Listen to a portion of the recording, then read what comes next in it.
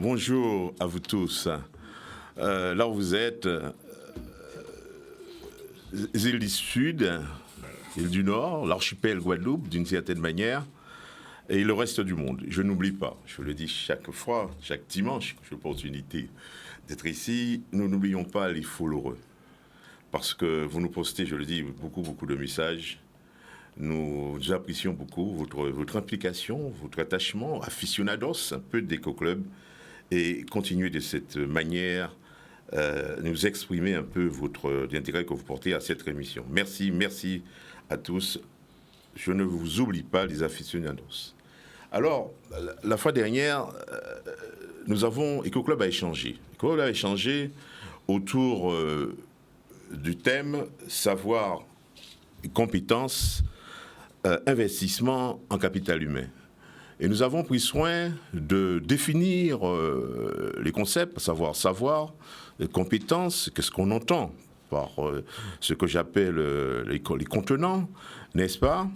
Et puis également, nous avons pris soin d'expliquer un peu le lien qui existe entre savoir, compétences et investissement en capital humain. L'investissement en capital humain paraît bien être explicatif, en quelque sorte, des savoirs et compétences. D'où l'intérêt d'investir dans ce domaine-là. C'est important.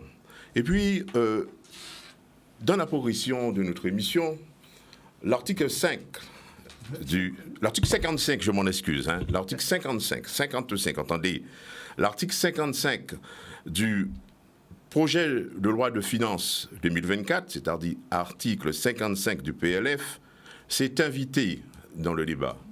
Chacun s'est expliqué à sa manière, nous avons analysé, nous avons échangé, et puis il est apparu, bien entendu, quelquefois des doses, je dirais, d'idéologie qui ont accompagné les analyses et explications. Aussi, avons-nous jugé bon de poursuivre, d'aller dans le continuum, de poursuivre sur ce thème-là, le thème d'aujourd'hui. Donc, je l'explique. Article 55 du projet de loi de finances 2024, danger ou opportunité. Donc, voilà donc le thème de notre émission, la thématique que nous allons aborder. Donc, article 55 du PLF, entendez par PLF, pour ceux qui ne connaissent pas, projet de loi de finances 2024, danger ou opportunité. Il s'agira donc de réagir autour de cet article, parce que nous avons vu qu'il a fait l'objet de débats, d'affrontements, quelque part, au sein même de l'Assemblée, de la Chambre des députés, en quelque sorte, l'Assemblée nationale, et puis même, je dirais, dans des camps politiques, les partis politiques, les citoyens lambda se sont impliqués, ont donné leur avis. Donc il y a lieu, à mon sens, de prolonger ce débat, de dire ce qu'il en ressort quant à notre économie, quant à notre Guadeloupe. Voilà donc le cocktail ainsi précisé, messieurs les clubistes, comme je vous appelle régulièrement, à vous tous, bonjour. Bonjour mon ami Nico, notre ami Nico, notre ami Nico, on ouvre le bal par toi, bonjour à toi. C'est parfait, je salue tous ceux qui nous regardent, merci d'être ici et nous parler. Paris, c'est un parti politique, je crois, alors.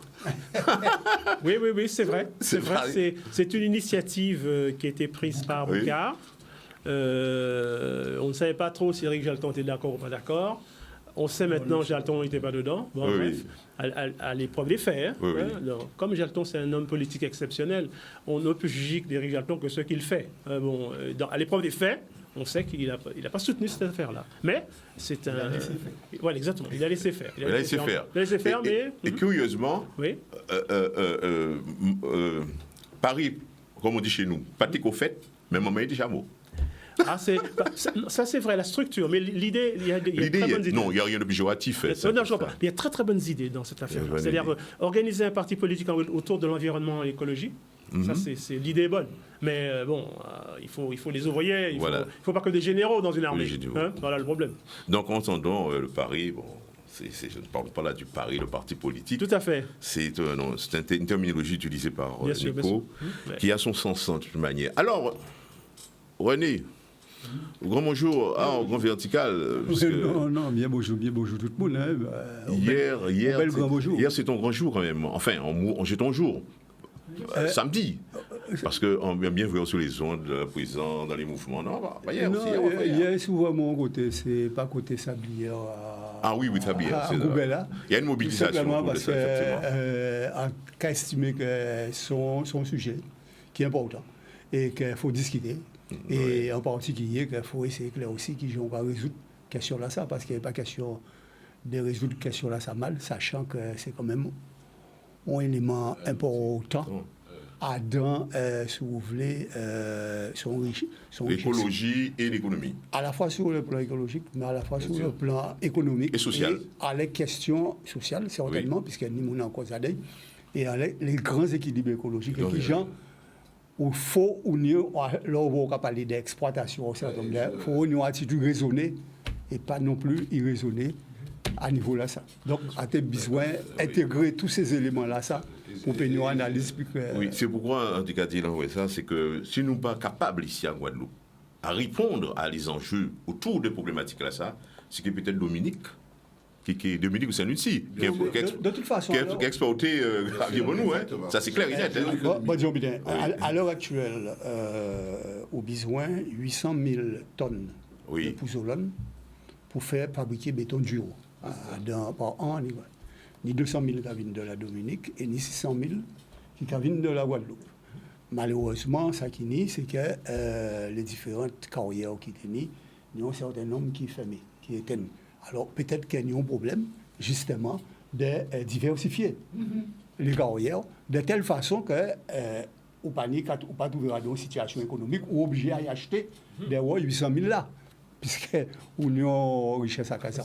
Mais en même temps, on a des grands équilibres économiques. Et les grands équilibres à venir, ça se comprend d'ailleurs. Il faut respecter. Donc, ça a demandé en réflexion, puisqu'il est sérieux, on laisse ça, en cas trouvé que, effectivement, peut-être que les politiques publiques n'ont pas investir assez à laisser ces questions-là.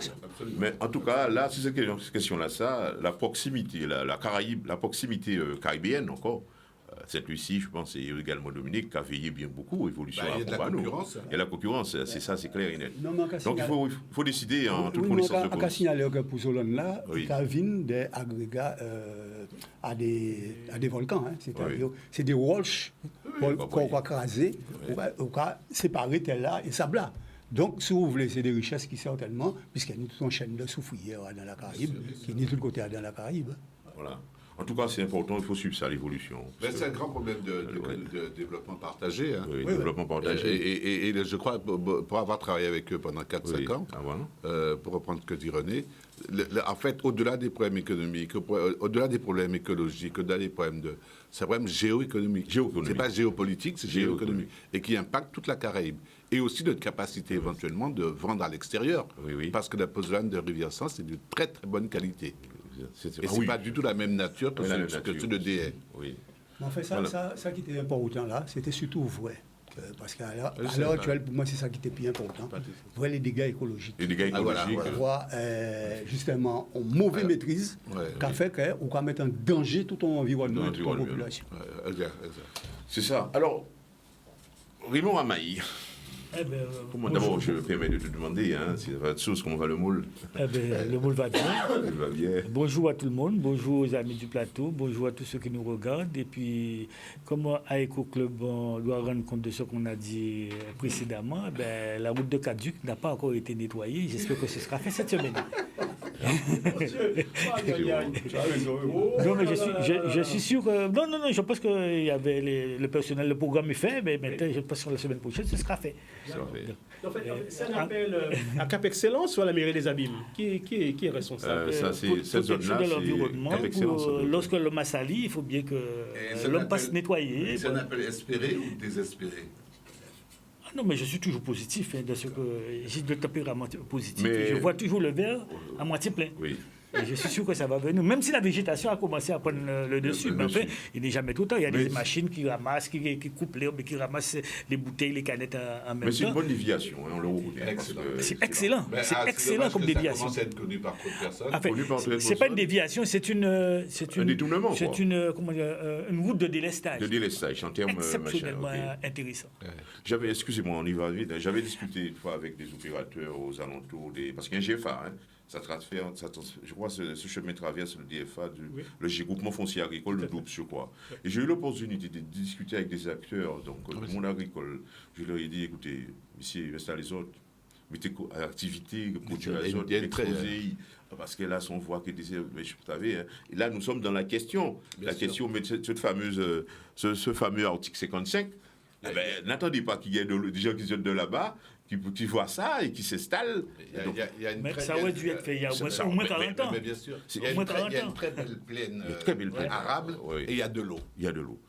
Voilà. Donc il y a des opportunités là-dessus. Alors, je voulais quand même dire deux petits mots concernant les agrégats. Oui. Alors, la Guadeloupe, évidemment, n'est pas autosuffisante en matière d'agrégats parce qu'on en importe de l'île de la Dominique. On n'a pas suffisamment. Donc, il y a des haies, il y a Goubert, mais devant l'insuffisance, nous importons pas mal de l'île de la Dominique. Oui. Et il y a Montserrat aussi qui est avec Montserrat qui n'est pas encore exploité. Et je pense qu'avec le volcan qui a explosé il y a quelques années, il y a quelque chose à faire à ce niveau-là, au niveau de Montserrat, pour exploiter justement les rejets intéressants de la soufrière de Montserrat. Il y a des choix à faire et là, ça relève de l'intelligence. Absolument. Économique, intelligence économique. Bon, voilà. Raphaël. Oui, bonjour tout le monde, bonjour toute la Guadeloupe et le reste du monde. On va peut-être commencer par le reste du monde aujourd'hui. Oui. Donc, ça va. Je suis du Moule aussi, donc le Moule va bien. Versant ouest, est, je ne sais pas. Oui, S. Et voilà, beaucoup. Alors, j'étais en train de me dire en venant là que notre petit rendez-vous du dimanche, j'ai l'impression qu'il se rapproche de plus en plus. Oui. Pour croire que ça scande la semaine et on a l'impression que c'est comme un train. Ça revient et c'est avec beaucoup de plaisir. Je crois que ça arrive aussi au rythme des thématiques. Parce qu'en Guadeloupe, pas seulement en Guadeloupe, dans le monde, ne me dites pas qu'il n'y a pas quelque chose à dire. Il y a tellement de choses. Dès qu'on est suspendu un peu à l'actualité, avec une manière de mettre ça, de synchroniser ça dans le neurone, on trouve des thématiques pour éclairer la population, pour éclairer les esprits, pour éclairer tous ceux qui écoutent, bien entendu, Éco-Club. Alors, messieurs, il y aurait des préliminaires à ajouter, non, pas de choses particulières, non, ça va? Non, je voulais quand même dire deux petits mots qui vont intéresser notre ami René, concernant le retard scolaire sur les statistiques qu'on a publiées cette semaine, notamment pour les élèves de 4e qui présentent apparemment des retards en mathématiques et en français. Ah oui, on en a et donc, il faudrait peut-être qu'on se penche sur la question pour savoir qu'est-ce qu'on peut, nous, à Éco-Club, porter comme préconisation pour pouvoir arriver à un niveau acceptable. Mais la Guadeloupe, l'outre-mer d'une manière générale, la Guadeloupe en particulier, mais la France même connaît des retards au niveau scolaire pour pouvoir rester dans la compétition mondiale par rapport à son rang dans le classement. Et donc, il serait peut-être bien qu'on voit quelles sont les pistes envisageables, là où nous avons des responsabilités là-dedans, là où il faudrait peut-être que l'éducation nationale porte et voir comment combiner tout ça pour sortir et pour monter un petit peu en niveau. Pour faire monter le niveau un petit peu. Sur la question des enfants qui ne sont pas bons en mathématiques, en français aussi, dis donc. J'ai une chose à dire. Aussi. Il y a un gars qui s'appelle Kléber Blanche. Oui. bon, qui 6 ans bien moins. Non seulement c'est un très très grand footballeur de l'Étoile de Mornalo, mais Cleverbanche était instituteur. Hein, effectivement. Footballeur, instituteur. Bon. Et il avait une classe qui n'était pas forte du tout en calcul. D'accord ? Bon. Tout ça, il fait, les gens... Bon. Il s'est dit, c'est bizarre, ça. Si jamais il transformait l'énoncé du problème en créole. Ah oui, c'est ça. Il a suffi. Il a donc créé une méthode, qui est maintenant au rectorat, une méthode, pour que dans les petites classes, on puisse traduire les problématiques en créole, le niveau des enfants monte automatiquement. Ça, c'est clair. Ça, c'est une première chose. Donc, ça veut dire que, souvent, j'avais un prof de maths qui disait, ce ne sont pas des mathématiques, c'est du français. C'est du français. Oui. C'est-à-dire que la compréhension du problème, il est déjà réglé. Comprendre le problème. Donc, souvent, c'est le problème qu'on n'arrive pas à comprendre. Le problème de la langue. Voilà, le problème de la langue. La langue de souvent. Parce que, bon, pardonnez-moi, mais j'aime dire ici, je le redis, que la langue étrangère la plus parlée en Guadeloupe, c'est le français. C'est le français. Et c'est aussi la moins comprise. Oui. Bon, pardonnez-moi parce que je le dis, parce que j'ai un ami aussi qui a dit que la France est un pays ami. Un pays ami, là, oui, on entend. Oui, c'est important de signaler ça, non? Ah oui, c'est très très important. Alors, ce que je rajouterais avant que René synthétise un peu tout ça, c'est que quand on voit un choc, un décalage, un décrochage au niveau d'une barre de génération, donc la 4e, c'était très bien identifié. Hein. C'est que le problème s'est posé 20 ans plus tôt. 20 ans plus tôt. Absolument. Ah oui, 20 ans plus tôt. C'est vrai ça. Et qu'il a été entériné, et que là, déjà, maintenant, on est dans quelque chose qui est de l'ordre d'un diagnostic, je ne vais pas dire fatal, parce que c'est un processus, donc on peut revenir, mais c'est au minimum une situation d'urgence, pour ne pas dire une situation de détresse. Je me rappelle aussi que dans les années, je crois, il y avait des problèmes avec les maîtres auxiliaires, là, pour l'intégration des maîtres auxiliaires dans les années, je crois, début 80. Effectivement, je me rappelle à l'époque, on pouvait s'engager sur le plan, l'initiative privée pouvait s'y engager beaucoup plus facilement. Parce que maintenant, les choses sont beaucoup plus encadrées. J'avais établi à l'époque ce qu'on appelait une section maths vacances. C'est-à-dire, pendant les 2 périodes, j'avais mon appartement à Gancan, j'ai créé une section maths vacances. Il y avait comment ça s'appelle encore, ça s'appelle les notes qu'on a fait là, les petits trucs. Passeport sectus, il y a un autre terme qu'on emploie. Flyers. Le flyer. J'avais fait des flyers, le thème m'échappe. Hein. Le flyer, j'avais distribué, figurez-vous. Il y a eu des personnes de la sécurité sociale. Il fallait passer des concours, ils sont venus. Oui, bien sûr. Il y a eu beaucoup de maîtres auxiliaires qui passaient des concours internes qui avaient été recrutés en tant que maîtres auxiliaires. Et que par conséquent, il fallait passer au niveau de licence. Donc, il fallait faire un truc interne. Donc, c'était des personnes qui avaient seulement le DUG, donc qui avaient que le DUG. Et donc, ils ont pris des cours. Mais maintenant, on les retrouve proviseurs. Bien sûr. J'en ai connu. C'est pour vous montrer que l'initiative privée, autrefois, ce n'était pas aussi circonscrit. Et on pouvait s'exprimer et contribuer au mieux-être de la société d'une certaine manière. Alors René, il y a des choses à dire là-dessus, Ramaï? Ah non, mais de toute façon, si c'est pour aborder l'éducation, c'est complexe. Là, non, il est complexe, mais à la fois, il est long. Hein, d'avoir ça, c'est pour vous dire, parfaitement réel. Hein. C'est-à-dire que le problème là, on va avoir aboutissement. Il y a des aboutissements en 4e, parce qu'on va voir en 6e, il y a dit qu'en 6e, il y a constaté que tout le monde arrivé, il n'y a pas ça bien mis, il n'y a pas ça avec qui, etc. En 4e, ça n'a pas changé grand-chose. Le gros problème là va commencer depuis prise en charge en dans l'école maternelle. Et on les fait ni les acquis fondamentaux pour permettre de rentrer dans la lecture, l'écriture et le compter sans problème. Et c'est là, son problème pédagogique, pas un problème personnel ou de ça, son problème pédagogique, de contenu et de fond pédagogique. Et pour ça, et ce travail-là, ça que nous avons fait à travers l'association Tifila, ou genre des enfants là que nous mettons en place, et que l'école là, ou de l'autre côté là, met en place, c'est parti de déjà là, à Timoun là, d'une part. Deuxièmement, trouver les méthodes. Et ces méthodes-là que nous allons mettre en place, là, ces méthodes à aller dans le fil, des méthodes ludiques qui permettent à Timoun là rentrer dans ces savoirs fondamentaux là. Ça, sans difficultés, et puis changer, si vous voulez, vision en enseignant là vis-à-vis de ces Timoun-là, et à personnel là vis-à-vis de ces Timoun-là. On Timoun à l'âge là, ça, pas jamais en échec. Il y a une phase d'apprentissage, il a monté là, marche l'escalier, petit à petit, et il faut toujours accompagner. Et puis, troisième problème, que nous avons découvert, qui est extrêmement important, c'est que la maternelle sont l'école assez particulière.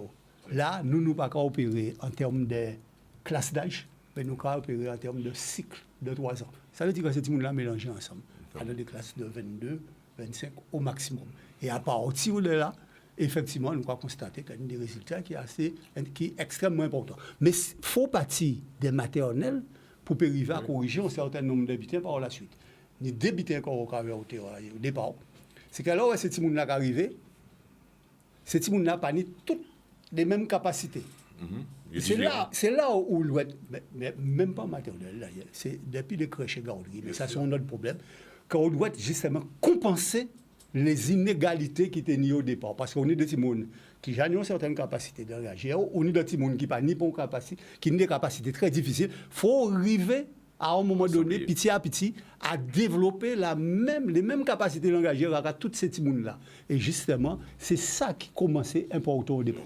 Alors, à dit ça, tout simplement pour dire que j'ai un problème qui, effectivement, si vous ne pas résoudre depuis là, ou que attraper des petits en difficulté en CP, et puis ça va continuer par la suite, qu'ont les moyens de remédiation pas suffisamment importants et surtout pas capables d'adresser aux conceptions pédagogiques. Les 3/4 du temps, ils n'ont pas qu'à arriver à résoudre le problème là. Et le collège, pour moi, son côté encore pire. Pourquoi? Parce qu'il y avait un système, alors, collège unique, quand ils ont adopté, pas ni bon moyen de remédiation véritablement qui mettent en place et qui est efficace en collège, qui va permettre de pallier ces difficultés. Alors, dernier petit problème, quand il dit simplement, c'est quand Simone, quelle que soit la langue qu'il a parlé, quelle que soit la langue, même bien, à qui ça, si vous voyez, il n'a pas ni la capacité, si vous voyez, il pas comprendre les consignes, il n'a pas qu'à conceptualiser, comme on va dire, les consignes, il ne peut pas répondre non plus à un certain nombre il ne peut pas voter non plus un certain nombre de réponses, il ne peut pas répondre. Vous, d'après ça, ils comprennent. Et troisième bit, dans l'école, ils pètent en lot la question de l'observation. Et à partir de l'observation, le raisonnement est si bien que, alors que les mathématiques et tout ça, le raisonnement est important, mais pas seulement en mathématiques, dans toutes les autres. Mais, donc, ni tout un travail de fond mais sur le plan pédagogique. Vous répétez ça à fait de façon à transformer justement la situation. Oui, très souvent aussi. Mais ça a commandé l'objet de l'autre. Il va dire aussi, de bons enseignants font de bons élèves, n'est-ce pas? On entend souvent dire ça. Oui, mais il y a un environnement. C'est un bon environnement. Parce que quand vous avez un bon enseignant qui maîtrise ça. Écoutez, moi j'ai eu l'occasion de voir des amis, excusez-moi, je ne casse pas XY, le gars, à Fongo, ou à Calabine, ou mais non, l'élève a besoin d'être absorbé, son attention, il faut capter son attention. Donc il faut que celui qui intervient maîtrise le sujet, puisse communiquer bien, et on sent, on va faire un coup, on livre ma main, on va aller. Mais non, il faut aller devant le tableau, il faut maîtriser son truc, et puis comme ça. Là où se dit, c'est quand l'élève est prêt que le maître apparaît. Bon, c'est bien dit. Alors il faut tenir compte d'une chose aussi, c'est que parfois on a de très bons élèves en mathématiques qui ne sont pas nécessairement très bons en français. Oui, il y a ça quelque part. C'est parce que là aussi, il y a toute la méthode pédagogique. On va terminer par Machin, et puis on va par Rabat, excusez-moi, et on va venir à la pub. Publicité, oui. Oui, alors je voulais dire, dans le doigt fil de ce que tu disais, il y a aussi l'enseignant qui doit s'y mettre. Parce que avoir de bons élèves, souvent, ça dépend aussi de l'enseignement, de la méthode pédagogique. La méthode pédagogique. De l'enseignant. Et puis, il y a aussi, chaque enfant vient d'un milieu social parfois différent. Donc, il faut s'adapter au milieu social de chaque personne. Et là, moi, je ne regarde pas uniquement la Guadeloupe. Je regarde, par exemple, on est en Guyane, par exemple. Lorsqu'on est à Cayenne et lorsqu'on est à Saint-Jean-du-Maroni ou dans les fins fonds de... Ah oui, là, il y a des problèmes. On voit qu'il faut bien s'adapter. L'enseignant doit s'adapter territorialement, linguistiquement au milieu social de l'enfant. Donc, si on envoie quelqu'un qui ne comprend pas l'enfant de son milieu, de fin fond de la Guyane, cet enfant-là ne pourra jamais s'exprimer parce qu'il ne va pas comprendre. Donc, ça ne veut pas dire qu'il faut enseigner uniquement en créole, par exemple. Non. Mais peut-être aussi, on est dans un milieu social où il y a les enfants qui ne comprennent pas le créole et qui comprennent le français. Donc, il faut s'adapter. Lorsqu'on est à Saint-Martin, par exemple, dans une classe à Saint-Martin, et c'est là toute la difficulté de l'Académie Guadeloupe, dans une classe, il y a 22 élèves, on peut avoir 10 nationalités différentes. Ah oui, 10 nationalités. Tu connais comment faire l'enseignant? Ouais. Vous voyez, donc il y a véritablement quelque chose, et puis dans les autres dom aussi, c'est un peu le même problème. Comment trouver la solution pour arriver à adapter l'enseignant à la situation sociale, économique, familiale de l'enfant, pour permettre à cet enfant-là de comprendre le problème mathématique ou de français, une règle de grammaire en français. Il faut bien s'adapter pour arriver à faire émerger cet enfant-là pour apprendre. Moi-même, je suis sorti dans ce milieu-là. Oui, je connais. On va pas comprendre français. Je suis élevé en fin fond de la campagne, je ne comprenais pas le français. Mais ça n'empêche pas qu'avec beaucoup de volonté et puis des enseignants certainement investis pour pouvoir arriver à me trouver là où je suis. Voilà.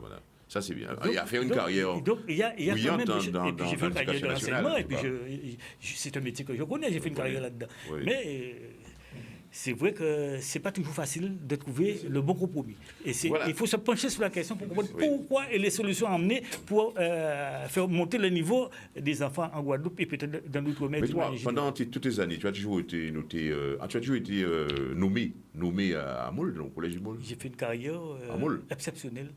C'est un nouveau ça. Et comment dirais-je, je me suis senti bien au collège dans un public que je connaissais. Parce que surtout dans le lycée-collège, si vous pas bon, il va balancer un peu ballot. Comme il ne va pas péter. Ah non, j'ai fait une carrière. Donc si on refait, un enseignant qui me dit qu'il a fait sa carrière dans un truc, c'est une bonne chose. On arrive donc à publicité, puisque ça avait été dit là, va marcher sans publicité. Donc on va venir après à notre thème. Merci. Nous sommes donc de retour après cette courte page publicitaire. Nous venons donc à notre thématique du jour. De ce jour, article 55 du PLF, entendez par là, projet de loi de finances 2024, danger ou opportunité. Voilà donc notre thématique de ce jour. Et nous y allons donc, messieurs. La première question que j'ai envie de vous dire, c'est pas d'abord une question, c'est plutôt un constat, c'est que dans cet article 55 qui préconise, en quelque sorte, d'intensifier la mobilité des Français, la mobilité des Français du centre vers la périphérie, n'est-ce pas? On prétend qu'il y a risque de dégâts, il y a encore peut-être perspective d'émulation dans notre espace économique. Comment vous percevez cet article à travers, je dirais, ces désorientations, ou du moins conséquences qui peuvent en découler? En mobilité, bien entendu, le risque de danger, mais aussi le risque d'émulation, d'engendrer de l'émulation, le noyautage de nos secteurs économiques pour créer plus d'émulation et renforcer une certaine compétitivité interne. Alors, je ne sais pas à qui commence, hein. Vous regardez. Non, mais allez, voilà, on va donner d'abord lecture. Parce que texte à maquer, au départ, projet de loi article 55, sont articles. Oui. Nous, au moins 150 articles. Oui. Pour les lois, les finances là. Hein. En fait, Titaï, c'était extension du champ de la continuité territoriale en Outre-mer. Déjà, Titla Pakaï avait ça qui a dit après. Hein. Alors, quand ils ont fait, puisqu'ils ont dit d'autres butins, ils ont remplacé ça et ils ont dit mettre en œuvre Outre-mer au profit de l'ensemble des personnes. C'est ça qui était marqué en l'air. Hein, mettre en œuvre en Outre-mer au profit de l'ensemble des personnes qui y sont régulièrement établies. C'était ça la continuité. Oui. C'est-à-dire, continuité là, tu as envisagé le départ vers essentiellement la France. Hein. Bon. Eh bien, ils ont décidé de remplacer ça et ils ont mettre en œuvre au profit des personnes physiques régulièrement établies en France et des personnes morales, comme quoi on va faire la différence entre la France et le reste. Hein. Oui. Et des personnes morales de droit privé domiciliées en Outre-mer. Oui. Bon, ça ne peut pas dire grand-chose. C'est surtout au profit des personnes physiques régulièrement établies en France. Ils ont été obligés d'ajouter des personnes... Voilà. Bon. Et il a complété ça au départ ou à destination de l'Outre-mer. Mais là aussi, c'est très clair que c'est essentiellement à l'autre partie-là qu'il y a adressé. Et en l'habitant à ça, il a dit que l'aide destinée à accompagner les projets individuel d'installation professionnelle dans l'une des collectivités de la périphérie, comme tu dis. Oui, après, mais il y a périphérie. Périphérie, là, c'est par rapport au centre. Oui, non. Elle est dénommée passeport pour l'installation professionnelle en Outre-mer. Donc, ça a un titre bien particulier. Hein. C'est passeport pour l'installation professionnelle en Outre-mer. Et c'était là pour objet le financement de tout ou partie du coût des titres de transport nécessités par cette installation, ainsi que le versement d'une allocation d'installation. C'est allocation d'installation. Bon, l'aide est attribuée, etc., etc. Donc, voilà essentiel, si vous voulez, à Outikla. Et dans l'exposé des motifs que le gouvernement a fait, c'est bien ça qu'il a dit. La première porte sur un dispositif d'aide aux personnes résidant en France hexagonale dans leur projet d'installation professionnelle outre-mer dans une des collectivités ultramarines. La finalité de ce dispositif est de permettre la venue des personnes ayant un projet en lien avec les besoins recensés localement. Qui recense les besoins localement? Ça, c'est notre affaire. Alors, donc, si vous voulez, article là, ça, il fait spécifiquement, il modifie complètement l'extension du champ de la continuité territoriale aux gens dits des outre-mer à niveau là, ça, et il modifie de façon à permettre qu'ils font ouverture vers un déplacement des gens qui font en France, des gens qui en France, chaque en outre-mer.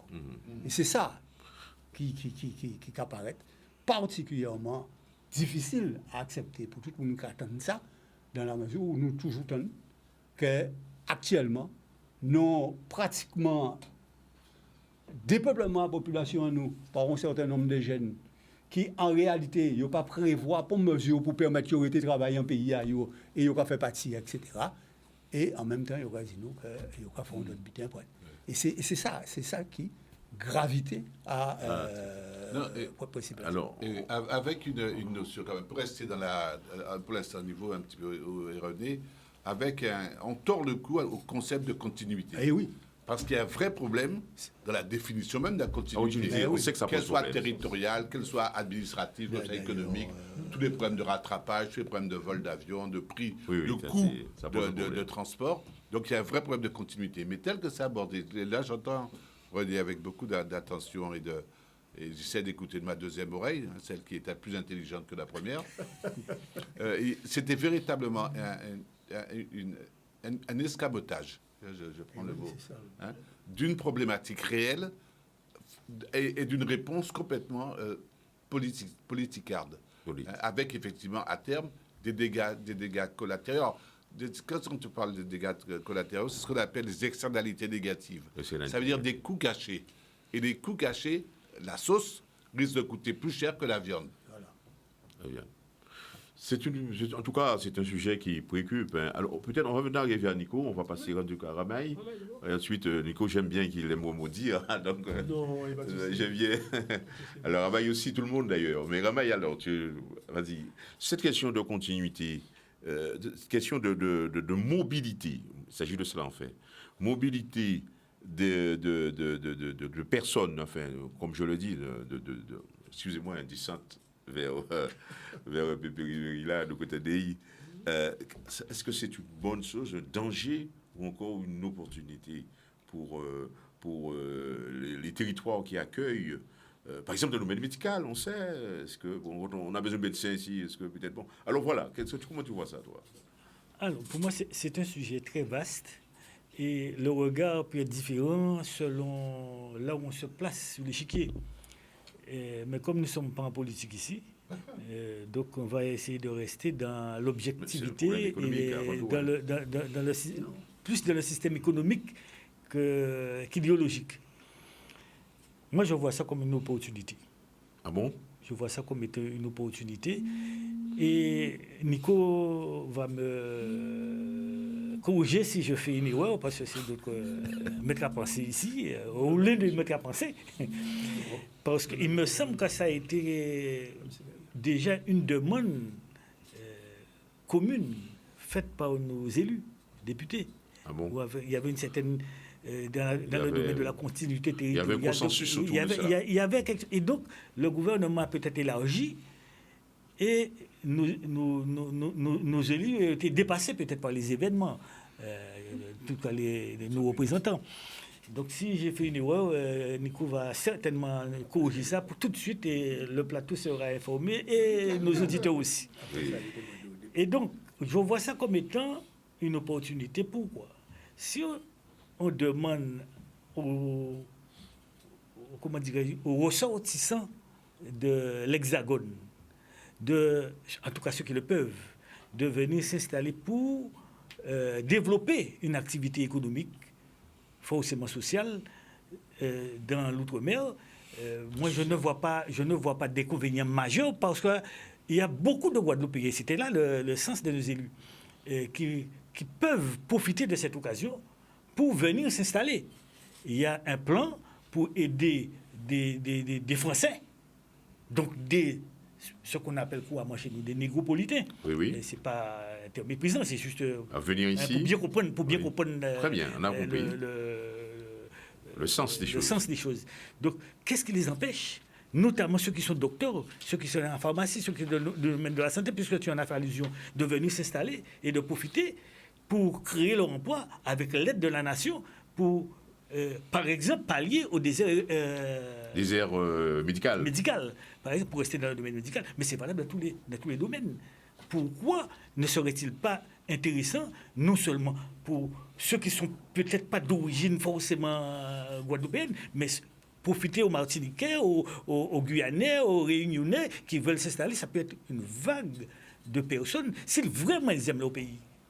C'est le moment de profiter de cette opportunité. En priorité, et j'espère que nos élus, députés et sénateurs vont appuyer la demande des locaux, peut-être plus que ceux qui ne sont peut-être pas des locaux, pour pouvoir venir s'installer. Et certainement, eux, ils seront majoritaires pour venir s'installer. Il y en a qui sont dans d'autres domaines, du solaire, que sais-je, des énergies nouvelles, pour pouvoir venir s'installer et profiter de cette opportunité. Moi, je ne vois pas pourquoi on va s'enfermer. On va toujours dire non, comme j'ai entendu quelqu'un de nos députés dire, oui, ah non, il faut protéger uniquement, il ne faut pas rentrer dans ce système-là, il faut protéger les Guadeloupéens, la Guadeloupe aux Guadeloupéens. Moi, j'ai reconnu un petit peu ceux qu'on combat en Guadeloupe, qui sont majoritaires aux dernières élections qu'on a vues en Guadeloupe. Donc, on voit que le courant de pensée de la Guadeloupe quand même évolue. Et pour moi, c'est une opportunité à saisir pour enfin donner un coup de fouet économique au pays et que les locaux, ou en tout cas ceux de nos compatriotes qui sont installés là-bas, de l'opportunité de retourner avec l'aide de l'État. Alors Nico, comment toi tu vois ça? Je crois qu'il y a eu René s'est exprimé, il y a eu Ramaï et Raphaël, enfin. Oui. Alors j'attends quelque chose de Nico. Nous attendons les téléspectateurs. Non, je pense que ce que dit Raymond Ramaï est juste, à une exception qui renverse toute la problématique. Oui, ah bon. C'est-à-dire quand il dit « bienvenue aux Guadeloupéens qui sont en France, au pays », il a raison. Ils vont faire des enfants, ils vont acheter des terres des Guadeloupéens. Voilà, il a raison. Bon, il faut que les enfants de ce pays, loin du pays, s'ils peuvent y retourner, trouvent une opportunité pour retourner. D'accord? Bon. Mais, il y a un mais. Mais. Le problème, c'est que, alors que c'est un dispositif pour les hexagonaux, pour les hexagonaux, pour ceux qui habitent en hexagone, c'est-à-dire les hexagonaux. Les blancos, voilà, les hexagonaux. Le problème, c'est que le dispositif ne s'applique pas aux hexagonaux. Il s'applique aux hexagonaux. Aux hexagonaux. Voilà le problème. Tout le monde là-dedans. On est ouvert la porte. Non. On nous a dit. C'est que tout le monde là-dedans. On nous a dit c'était pour les hexagonaux. Oui. Et puis finalement, c'est pour les hexagonaux. Et quand on voit le dispositif, ceux qui peuvent le mieux profiter du dispositif, c'est les banlieusards, c'est les gens des villes de France, c'est les gens qui ont un petit pécule, qui sont fatigués par le climat, qui voient l'Eldorado chez nous. Donc c'est ça. Donc c'est un dispositif finalement qui, tel qu'il est fait, initialement aurait pu paraître comme une bonne intention, mais finalement qui se retourne contre son objet même. Parce que ça, c'est le premier niveau de lecture. Donc, ce dispositif, s'il veut que les Guadeloupéens rentrent chez eux, c'est pas comme ça qu'il faut faire. C'est clair. Moi, je pense. Mais Nico, tu juges à tort, comment je dirais, des intentions. Tu prêtes des intentions à cet article. Des intentions derrière les décisions, même économiques. Des décisions c'est bien. La question est belle. Donc, ce qui me permet de passer à la deuxième vitesse. La deuxième vitesse, c'est que ce dispositif, ce n'est rien. Il n'est rien dans les faits. Il n'a qu'une vertu politique. Oui. Pourquoi? Parce que, déjà, au moment où nous parlons, n'importe quel Lituanien, n'importe quel Maltais, n'importe quel Polonais... Français, oui. Non. Non, c'est Européen. Non, Lituanien, oui. Lettonien, Estonien, oui. Je prends exprès, ils sont européens. Européens. Je les prends exprès. Peuvent s'installer ici en Guadeloupe avec les fonds du FEDER, du FEADER et du TFS+. Oui, c'est ce que j'ai dit. Oui. Et il y a plus d'argent, écoutez-moi bien, il y a plus d'argent, plus de dispositifs dans ces fonds gérés par la région Guadeloupe. Oui. Par la région Guadeloupe. Il y a plus d'argent là que le dispositif français. Là, en place. Voilà. Donc ça veut dire, et c'est ça que je ne comprends pas bien, tout est déjà mis en place pour que des gens extérieurs au pays puissent s'installer, et ils le font tranquillement. Ils achètent un immeuble ici, ils s'installent. Alors, pour quelle raison la France, dans un contexte comme celui-là, est obligée d'allumer la lumière pour qu'on réagisse? Alors, est-ce qu'une provocation? Je ne sais pas. Est-ce une manipulation? Est-ce une faute politique? C'est des questions à se poser, parce que moi, personnellement, je pense très, très sincèrement que le génocide par substitution qui est mis en place, il marche, il fonctionne. Donc moi, ce qui m'intéresse, c'est comment le contrer. Comment le contrer? Ça m'intéresse beaucoup. Comment le contrer? Ça m'intéresse. Et peut-être aussi, quelqu'un m'a dit, fais attention, Nico, parce qu'il y a beaucoup de Français qui sont en Afrique qui viennent et qui vont partir de là. Ils ne pourront pas rester là. Qui sont déjà partis, voilà, Niger, etc. Voilà. Et donc, ils ont l'habitude du soleil. Ils aiment le soleil, ils aiment la plage. Mais malheureusement, ici, il n'y a pas encore les boys et les francs CFA. Mais c'est déjà mieux. Alors, si on leur donne une prime pour s'installer, il y a qu'à venir là, c'est tout. Donc, c'est ça que je ne comprends pas. Comment dire? Si j'étais le gouvernement français, je ne ferais pas comme ça. Franchement, je trouve ça d'une grossièreté sans nom. Et puis, dernière chose, c'est la Bayeba. C'est la Bayeba. Peut-être aussi que c'est un mépris pour nous de notre incapacité à réagir. Parce que Jean-Guy Talamoni me disait... À réagir comment? Dans la rue? Même pas. Dans l'action? La guerre, c'est l'art de l'emporter sans livrer bataille. Jean-Guy Talamoni, que je suis désolé de le signer, j'espère que je serai mis en garde à vue après, me disait, la France ne va même pas penser un instant à donner une prime aux hexagonaux français pour s'installer en Corse. Parce qu'ils savent très très bien qu'en faisant ça, ils mettent en danger leurs ressortissants. Histoire sans parole. On revient à René, mais Raphaël, alors, tu vas réagir là-dessus ou bien René d'abord? On va passer par René, je vais revenir après. René, allez, vas-y, René. Moi, je regarde des situations à la Guadeloupe. Oui. Nous avons le chômage élevé, exponentiel. Nous avons tout un certain nombre de monde qui ont un emploi précaire, 35 000 personnes. Si vous regardez au niveau de la famille, ça va près de 70 000 personnes. Là, nous sommes tout à fait d'accord. Oui. Nous avons à peu près 1000 à 1200 jeunes qui sont sortis chaque année de ce système-là sans formation. Oui. Et nous avons tout un certain nombre de jeunes qui, entre 16 ans, c'est leur obligatoire à l'école là, 16 ans, et 25 ans, qui ont retrouvé sans pont ressources. Oui. Et seul but qu'ils ont péni, c'est chercher voir des petites formations. Mais les 3/4 du temps, pour pénir des formations, il faut encore des ressources. Qu'ils ont banni. Et on y une formation qui ne permet pas d'arriver à l'employabilité. Oui. Est-ce que ça qui est important à l'heure actuelle, c'est d'aller mettre l'argent public pour faire moun vin ici dedans, sachant qu'on est un pays parce qui pas vivre seulement de l'économie, mais un pays, son entité qui n'a dit dans une population qui nie des mœurs et des habitudes, qui nie un savoir-vivre, qui nie en culture, qui nie tous ces bidins-là, ça, est-ce que c'est ça qui est prioritaire à l'heure actuelle?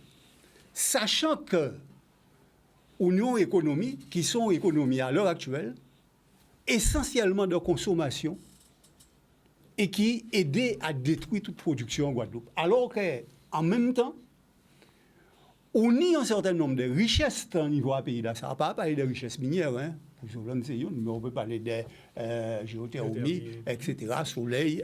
On nie un certain nombre de richesses qui permettent vous de développer tout un certain nombre d'axes de développement à la fois énergétique, économique, etc. On est tout en agro-transformation qui, de plus en plus, a montré toute richesse à travers des gestes volontaires à un certain nombre de jeunes en nous, qui sont chimistes ou autres, qui avaient planté en nous et tout ça, qui a fait médicaments. On ne va pas parler d'Henri Joseph qui sont pionniers, mais qui a fait un certain nombre d'autres butins, et certains, l'huile essentielle, etc., et qui est en train de faire même des cosmétiques, qui ont intéressé les Dior et compagnie, et tous ces butins à ça. On a d'autres types d'agro-transformation qui permettent justement pallier à problème à la consommation. Est-ce que c'est ça qui est important à l'heure actuelle? En cas quoi qu'il y a un gros problème. D'autant plus qu'en pays en nous, contrairement à ça, ça, à part les compétences qu'a manqué, à part les savoirs qu'a manqué, ça n'est pas vrai. Ces capacités politiques-là qui n'y des aller véritablement vers une politique de développement, et ça sur le plan économique, mais sur le plan social et sur le plan culturel, hein. Attention, dans tous ces domaines-là, ça, qui doit permettre nous de construire une véritable économie, en respectant, bien sûr, tous les équilibres écologiques et tous ces bits à ça. Nous ni ces savoirs-là, ça, nous ni ces compétences-là, ça, celle bit que nous pas ni, c'est maîtrise à politique-là, qui sur le plan privé, qui sur le plan administratif, hein, de justement utiliser ces compétences-là ça, au profit à développement à la Guadeloupe. C'est essentiellement là le problème que nous avons trouvé, et ces problèmes-là, ça que nous ni à résoudre. Ni un certain nombre de postes de fonctionnaires en pays là, ça qui est occupé par des exogènes, qui peut être occupé par des Guadeloupéens. Simplement, ils sont bloqués par tout un certain nombre de processus qui ont empêché les pays. De même sur le plan en cas du privé, et ça a bloqué par des mentalités et des conceptions qui ont fait que nous avons pensé que la solution pas gêne en pays en nous, mais que la solution extérieure à pays en nous. Et tout le temps nous avons été là-dedans, type de conception-là, ça nous a pris. Oui. On nous annonce donc de pages publicitaires, pages de publicité, donc comme vous le savez, Télé pas marché sans publicité. Mais il y a beaucoup de pubs avec le club quand même. Il y a beaucoup de pubs avec le club. Les téléspectateurs me le disent, mais c'est comme bon, ça. En cas compté, nous avons oui. trois séances de pub à l'heure au but de café. Les téléspectateurs me le disent. C'est bon. Vous avez les téléspectateurs, bon, bien entendu, il y a la réalité de la maison, mais ils perçoivent ça autrement. Ils sont tellement retenus. C'est déjà fini? On n'est pas en direct? La pub a déjà démarré? Pas encore. Pas encore, ah, d'accord. Je t'en prie, alors la pub. Avant de passer à la pub, c'est bon. Voilà, nous sommes déjà donc de retour après cette page publicitaire. Alors, Raphaël, toujours notre thème, je rappelle notre thème d'aujourd'hui, la thématique, pour ceux qui nous rejoignent, article 55 du projet de loi de finances 2024, danger ou opportunité. Alors Raphaël, par rapport à ce sur la notion de danger-opportunité, c'est clair qu'un danger, pour moi, est une opportunité. Une crise est une opportunité. Bon, reste à savoir comment maintenant, dans la dialectique sociopolitique essentiellement, on va profiter du danger pour éveiller les consciences, faire des choix qui vont permettre à la crise, à l'opportunité d'être effectivement intéressante pour tout le monde. Alors, ce que j'ai dit en début de l'émission, c'est qu'attention, sous le couvert de continuité, ce qui s'est passé, c'est un véritable processus d'escamotage. Je reprends mon terme, je vais le développer un tout petit peu pour comprendre que toute opportunité, tout danger, le danger n'est peut-être pas là où on croit, et l'opportunité n'est peut-être pas là où on croit aussi. Quand je parle d'escamotage, c'est quoi l'escamotage? C'est la volonté de camoufler un vrai problème par des fausses solutions. Et ça, c'est de la politique. Et c'est de la vraie politique. Sérieux, là, c'est de la stratégie politique. Ça veut dire que c'est, à terme, le développement, on parle de développement à travers l'outil économique. À terme, le développement vise un changement organisationnel en Europe, dans le sens de rapprocher tous les pays en développement du sacro modèle démocratie libérale, ou pré-capitalistique, qui est le modèle phare, un petit peu, d'alignement de tous les pays. Donc, et ce modèle-là, il passe par cette volonté de mettre en place un modèle de civilisationnel, un changement, qu'on appelle un progrès social, d'ailleurs, entre parenthèses, ou un projet sociétal, alors que peut-être ce n'est même pas ça du tout, c'est un projet d'alignement structurel. Ça n'a rien à voir avec le projet social.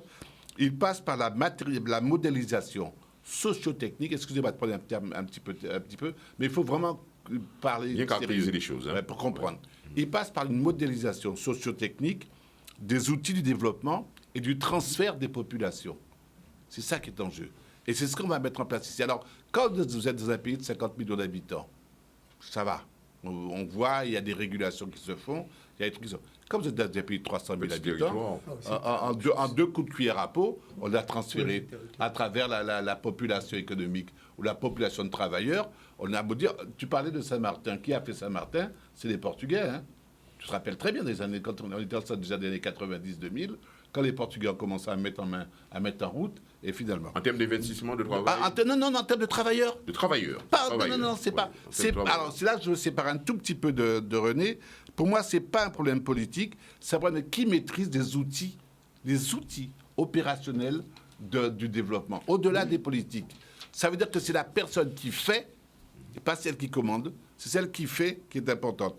Et donc là et ce qui m'interpelle le plus en Guadeloupe, c'est qu'on a de grands politiciens, donc des blablateurs, on a de vrais problèmes sur le terrain, et entre les deux, et c'est ce que tu dis, alors entre les deux, qu'est-ce qu'on a? Normalement, en Guadeloupe, ce qu'on a, ce sont des outils institutionnels. Et ces outils institutionnels sont portés par des personnes, excuse-moi, mais qui sont à la traîne. Je donne un exemple bête et méchant. J'ai un rendez-vous fondamental pour ma carrière, pour ma retraite, avec quelqu'un à la Sécu. Ouais. Je vais, j'attends pendant 2 heures. Au bout de 2 heures, j'ai le vigile qui vient me voir parce qu'il m'aime bien. Il me dit, mais monsieur Soal, vous attendez qui? J'attends madame Untel. Il me dit, ça fait 6 mois qu'elle est en congé de maladie. Véridique. Véridique. C'est ça. Immeuble Gopal. Donc, comment voulez-vous qu'un pays comme ça puisse se développer? Où est-ce qu'on va aller avec ça, hein? Et donc, je crois que ce sur quoi je voudrais qu'on insiste, c'est qui maîtrise les outils opérationnels du développement. Et ces outils sont des outils... C'est des outils... L'homme a été homo faber avant d'être homo sapiens. Et homo economicus. Donc là, je crois que ce qu'on met en place là, alors avec toute la critique qu'a apportée Nico, qui est énorme, hein, parce que c'est un outil désuet dans la mesure où sa force d'impact par rapport aux outils européens qui existent et qui ne sont même pas optimistes, et qui sont sur la responsabilité de la région, et qu'on n'arrive pas à optimiser pour faire véritablement du développement, ce n'est pas une petite mesurette de la France qui, à travers cette mesurette, a une intentionnalité. Et je reviens à ce que je dis. On ne peut pas nier toute décision. Enfin, nous sommes des êtres de sens. L'homme ne fait rien s'il n'y a pas de sens. Même quand il dort, il y a un sens pour lui. Donc, c'est la problématique du sens, de l'intentionnalité qu'il faut interpeller à travers la gestuelle, le comportement de l'opérateur. Ouais. Et donc là, il est clair que ce qui se met en place dans cet escamotage-là, c'est quelque chose qui est de l'ordre d'une substitution de population. On va faire venir, alors qu'on a les gens, on a les compétences, on a les savoir-faire, on a les gens, on a les besoins. D'ailleurs, c'est bien simple, l'identification des besoins du territoire est faite par l'extérieur. Elle est même pas... Alors qu'on sait très bien, on n'importe pas le développement. On peut importer de la croissance, on n'importe pas le développement. Le développement se vit à partir de positions d'acteurs et de créateurs de plus-value sur le territoire. Donc là, quand vous faites mettre en place un édifice avec des gens de l'extérieur qui viennent pour leurs propres résultats, ben ça fera des nouveaux pieds noirs, ça fera des nouveaux machins. Et après, alors, la question que j'ai envie de poser, on va venir à Nico René ensuite, donc peut-être à René, je ne sais pas. Est-ce que, comme Raphaël a dit, l'identification du territoire est faite par des personnes de l'extérieur est-ce que ce n'est pas notre attitude à nous de toujours demander la région fait pour nous pour nous développer nous. Est-ce que c'est pas parce que moi j'en vois des créateurs d'activités systématiquement les gars sont toujours dans la même tendue. Écoutez, un pays, il faut prendre vos responsabilités d'une certaine manière. Toujours, mais partout qu'on en les voit, même dans les organes de presse, qu'est-ce que la région vous a donné? Qu'est-ce qu'on a fait? Mais écoutez, moi j'ai pris ma initiative. Dans plusieurs étapes d'initiative, j'ai jamais eu à demander quoi que ce soit. Il faut mettre en place en avant votre capacité à et vous inscrire dans la compétition. C'est comme ça, il ne faut pas avoir peur des autres. Allez Nico, vas-y. Et ensuite. Jean, je salue ton courage en tant qu'entrepreneur. Hein? Oui. Bon. Par contre, Bernard et Bruno, eux, ont des équipes qui excellent dans la mobilisation des fonds européens. Des fonds européens. Ah oui, alors comment on fait? Comment on fait? Alors, non, je suis d'accord, voilà. Les fonds européens. Allez les chercher. Voilà, donc, c'est ça la question. C'est ça la question. Il y a quelque chose qui est bizarre quand même dans ce pays-là au niveau des moyens pour investir et créer et développer. C'est bizarre. On ne peut pas à la fois avoir accès à des fonds qui peuvent exposer la planète. Oui. Hein, par exemple, le dernier fonds qui a été aménagé en Europe, il s'appelle le Fonds social européen Plus. Oui. La France a près de 6 milliards. Hein? Et dans le Fonds social européen, il y a un petit paragraphe qui dit des moyens pour répondre aux besoins spécifiques des régions Guadeloupe, Martinique, Guyane. Hein? Donc ça veut dire, on ouvre pour toi une porte autour du spécifique et on te dit, cette porte d'entrée donne une maison, il y a 6 milliards. Bon. Et toi, pendant ce temps, tu au Cagoumé, au Cadébitin, les banques locales ne te prêtent pas, les machins, tu ne sais même pas que ça existe. Donc, il faut mettre de l'ordre là-dedans. Il ne faut pas que ce soit que Bernard et Bruno qui puissent me demander à moi, Nico Talik, de monter de dossier pour eux. Il faut que toi aussi, Jean. Au petit moi, faut venir voir moi, dis-moi, Nico, comment moi, on dit tel projet. Qui Jean peut faire évidemment. Oui, qui Jean? Comment ça peut se... C'est disponible. C'est disponible. Et surtout, il faut dire aux gens, ce ne sont pas des subventions. L'argent, entre guillemets, est donné. Bon, des potentialités. Vous donnez en gens, vous donnez... Bon, la polémique, on te donne parce que c'est l'argent... En tout cas, quand on te donne ces fonds-là, tu n'as pas à les rembourser.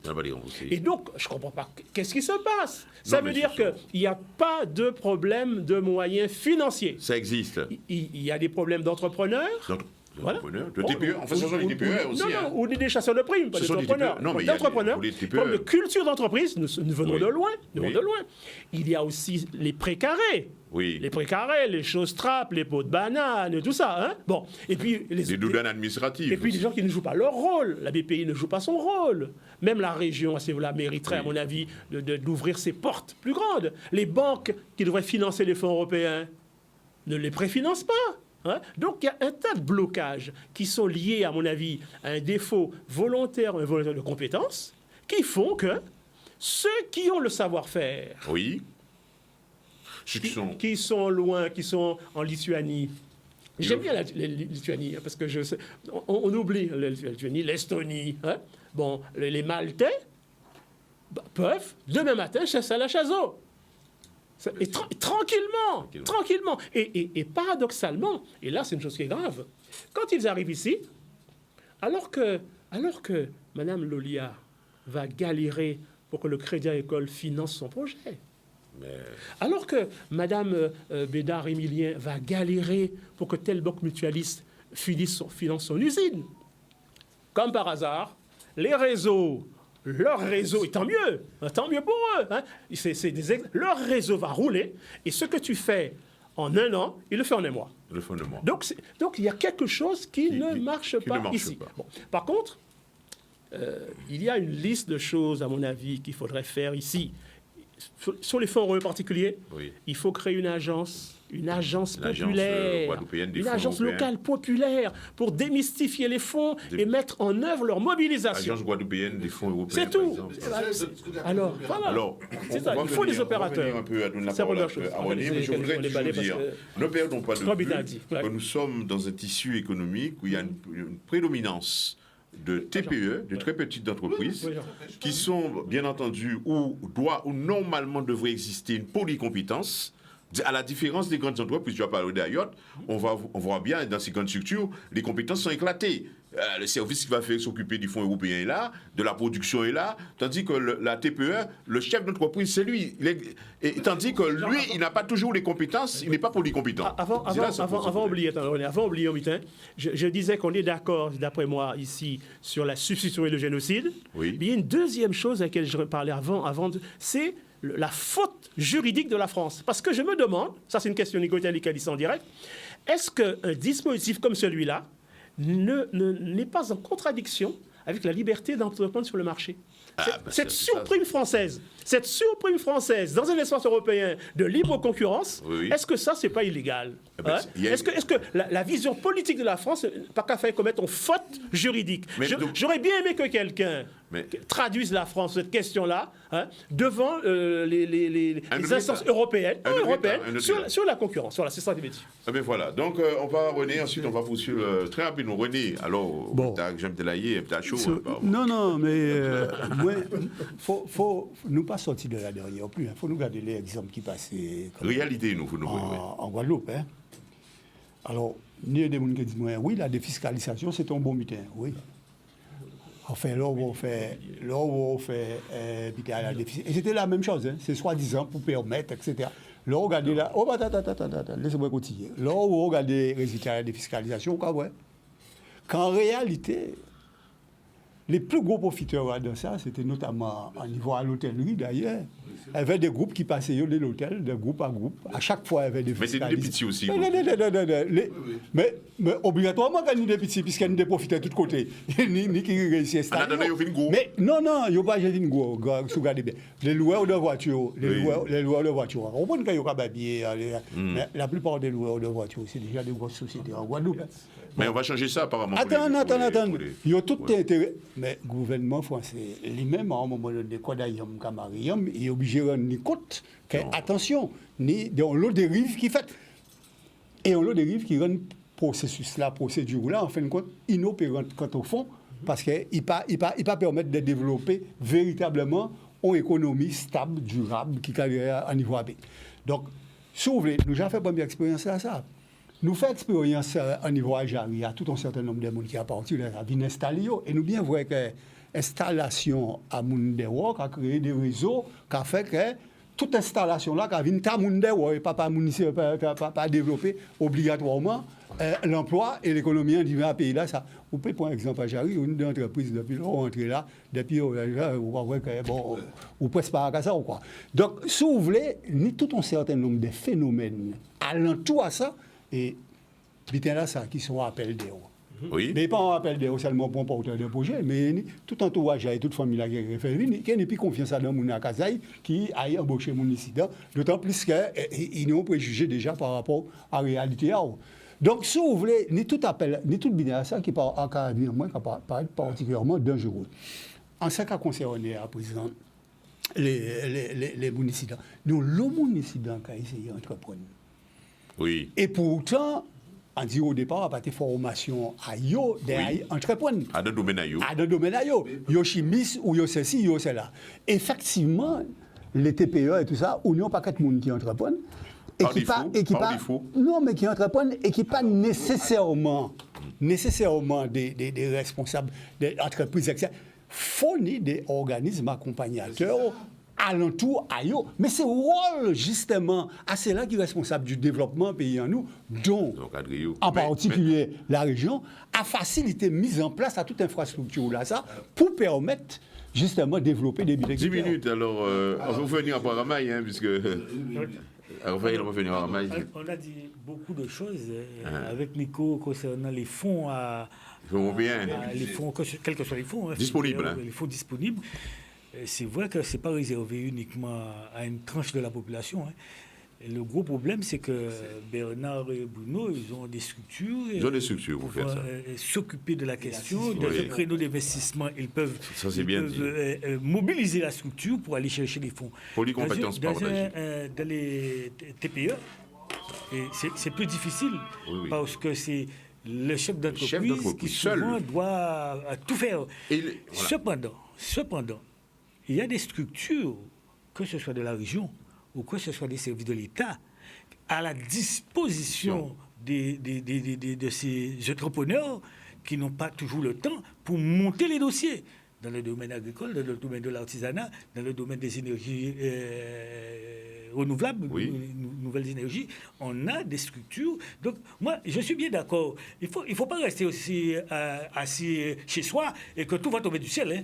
Et avec le téléphone, avec le mail, quand on arrive à se déplacer, nous sommes dans un petit pays, il y a des communications, des relations aussi qui s'établissent pour faciliter les choses, mais ces structures-là ne sont pas réservées uniquement à X ou à Y, c'est réservé à tout le monde. Et il y a des structures régionales, des structures d'État qui se déplacent vers ces entrepreneurs-là pour monter les dossiers. Moi, je peux en citer, que ce soit dans le domaine industriel, dans le domaine de l'agriculture ou autre, des services qui montent des dossiers et qui réussissent. Quand on parle de toutes ces petites entreprises, petits pots, etc., de la Guadeloupe, qui sont montées et qui ont réussi, mais c'est parce qu'ils ont mobilisé ces fonds-là. Il n'y a personne de ces gens-là qui ont réussi seuls. Ils ont été aidés par la région, aidés par les services de l'État, aidés par les fédères, aidés par les fonds. Il ne faut pas croire que... moi, je veux bien, mais moi, je reste plutôt dans un fonctionnement économique réel de ce qui se passe. Bon, voilà ce que je connais en tant que chef d'entreprise, en tant que faisant partie du fonctionnement du pays. Donc, moi je m'inscris en faux que ça n'existe pas et qu'on donne qu'à une partie. C'est pas ce que Nicolas dit, hein, mais pour ceux qui disent ça, je m'inscris en faux. Maintenant, concernant le dépeuplement de la Guadeloupe, c'est une réalité. C'est vrai que, pas plus la Guadeloupe que la Martinique et ailleurs, hein, c'est vrai, nos jeunes, les parents disent, fais pas, fais ça en fait. Pas un pièce canne, pas un banane. Donc, les petits métiers, genre plombier, peintre, non, il ne faut pas t'intéresser à ça. Or, c'est là qu'on gagne de l'argent aujourd'hui. Mais moi-même, en tant qu'enseignant, j'ai entendu ça. Il faut aller faire médecin, avocat, etc. Et conclusion, le haut est pris. Et en bas, les petits métiers sont obligés de faire appel aux étrangers, à des gens pour faire le travail que nous ne voulons pas faire. Déjà, en Guadeloupe, il ne faut pas croire que ça n'existe pas en Guadeloupe. Les Guadeloupéens, il y a un certain nombre de métiers que les Guadeloupéens ne veulent plus faire. Ça, c'est clair. C'est une réalité. Et des gens qui viennent d'ailleurs, notamment d'Haïti et d'autres, ils occupent ces places-là. Et qu'est-ce qui se passe? Comme ce sont des métiers que nos locaux ne veulent plus faire, donc ces gens-là gagnent leur vie peut-être mieux que certains qui sont dans la fonction publique, qui gagnent, je ne sais pas, les 2 000 €, mais ces gens-là gagnent 2 000 € par jour avec leur travail. Et en plus de gagner... ça, c'est la réalité. Je ne sais pas si c'est... tout le monde perçoit la chose. C'est ce que je vois et ce qui se passe. Et lorsque on va peut-être surveiller qu'on risque d'avoir une hégémonie de personnel venant de l'Hexagone, peut-être que le danger ne vient pas de l'Hexagone. Il faudra faire attention pour voir véritablement est-ce que le danger vient de l'Hexagone. Bon, maintenant, je vais m'arrêter là. Je dis un petit mot sur la défiscalisation quand même. Moi, je dis la défiscalisation, peut-être qu'il y a de gros défauts. Oui. Mais il y a énormément d'avantages pour les petites entreprises locales. Alors, on va venir en faire. Je suis d'accord avec Raymond, fondamentalement. Mais ce que j'entends dans Raymond, c'est ça, et c'est une des compétences transversales qu'il a, c'est l'éloge au débrouillardisme, au poté mon ève, et puis à l'allégeance. Parce que je peux faire ça. Je connais des présidents, je connais un tas de gens qui peuvent faire avancer les dossiers. Mais parce que je le fais personnellement, et là, ils vont faire avancer les trucs. Mais dans le fonctionnement quotidien, ça ne marche pas. Ça marche pas. Il y a une panne opérationnelle, institutionnelle, mais c'est pas possible. Alors, et ça pose ce problème-là.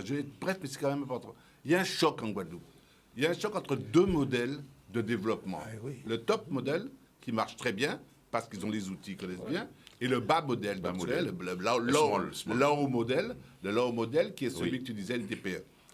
Pour le top modèle, la théorie du... Alors, il faut avoir, par rapport à ce que je dis, il faut avoir une vision structurelle et structurale. Par rapport au top modèle, il y a la théorie du ruissellement marche. Oui. Ça part de haut, ça ruisselle. Ça reste à un certain niveau. Ça ne ruisselle pas jusqu'en bas. Hein. Mais en tout cas, dans le top management et dans les délits d'initiés, ça passe entre eux, on se passe des filons, on se passe des trucs. Ça marche très bien, je peux en parler très très bien, y compris pour les grèves. Oui, on peut en parler. Ça fonctionne bien. Et donc ça ruisselle et ça va bien. Bon, mais ce n'est pas la majorité de la structure entrepreneuriale en Guadeloupe. Comme tu disais très justement, la structure entrepreneuriale en Guadeloupe est fondamentalement formée par des TPE et des petites entreprises. Ça, il faut voir. Ça veut dire qu'en fait, ce qu'il faut qu'on arrive à opérer, et c'est là le rôle de la région, il aurait fallu opérer ce qu'on appelle la pyramide inversée. Oui. Ça veut dire pouvoir mettre ces TPE et ces artisans au sommet, puisque c'est eux qui créent réellement la valeur ajoutée. Mais faut-il aussi qu'ils soient ouverts à ça? Alors, ils ne peuvent pas l'être parce qu'ils sont pris au quotidien par leur business. Donc, ce qu'il aurait fallu, c'est ce qu'on disait un petit peu tout à l'heure, Nico, c'est qu'il y ait entre eux et surtout l'ingénierie financière. Parce que c'est où il y a un problème. Il faudrait qu'il y ait un maillage. Il faudrait qu'il y ait des réseaux, des go-between qui permettent à ces gens-là d'accéder à une compréhension, déjà une compréhension des logiques financières et aussi à une maîtrise de ces organismes-là. Or, ils ne l'ont pas. Ils sont créateurs de valeur ajoutée au ras du terrain, mais de petites valeurs ajoutées à dimension familiale ou artisanale, mais ils ne sont pas créateurs de valeur ajoutée financière ou économique parce qu'ils restent à petit niveau, parce que entre leur niveau et le top, l'ingénierie financière et tous les opérateurs qu'il aurait fallu, et que la région, n'importe qui, les bureaux d'études, tous les gens qu'on aurait pu aider, pour qu'ils puissent leur permettre d'y arriver, ces gens-là n'existent pas. Là, je ne vais pas passer l'appareil à Nico. Alors, comme quelqu'un qui fait ses courses, moi, j'avais écrit 4 ou 5 choses pour combattre ça. Premièrement, j'ai dit, il faut une grande école de commerce ici, créée par la Chambre de commerce. C'est pas normal que la Guadeloupe n'ait pas sa grande école de commerce et de management. Je te rejoins là-dessus. Il faut une grande école d'ingénieurs orientée vers la mer et les ressources maritimes. C'est pas normal. La Guadeloupe n'est pas sa grande école d'ingénieurs, classe prépa et tout ça ici. Il faut les fonds de dotation pour fixer la fiscalité, il faut les multiplier. Il faut multiplier les cigales pour les investisseurs, pour avoir un endroit pour mettre l'argent. Il faut une agence locale pour mobiliser les fonds européens. Et voilà. Les cigales, je suis d'accord avec vous. Voilà. Hein. Donc, il y a à répondre. Et là, je vais être d'accord avec Raymond Amaï. On est Amaï. Il ne faut pas nous plairer. Faut pas nous plairer. Il faut nous lutter. Alors, on va arriver surtout à la vidéo que tu nous réserves. Tu vas la présenter, Nico. Oui. Nico, tu vas nous présenter la Nico. C'est sûr qu'il y a un travail énorme à faire. Il faut comprendre la problématique des TPE. Et aussi, il faut que ça évolue dans l'esprit des responsables de petites entreprises. Hein. Parce que moi, j'ai côtoyé le milieu de l'entreprise. Écoutez, il y a beaucoup à dire là-dessus. Quand je sais que Michelin, qui est Michelin aujourd'hui, par exemple, était une petite entreprise artisanale qui a grandi, qui a donné Michelin. Donc, quand vous n'avez pas été formé, moulé dans cette vision-là, dans cette culture-là, tu ne peux pas devenir du jour au lendemain petite entreprise devenue.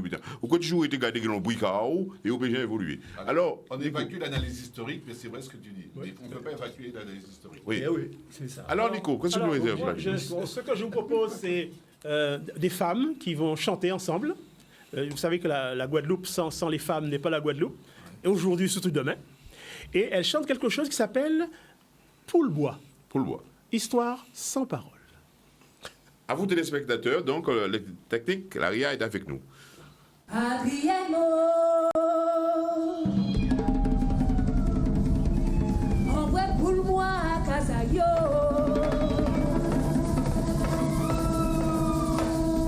Poule-moi qu'à manger yo, Casayo.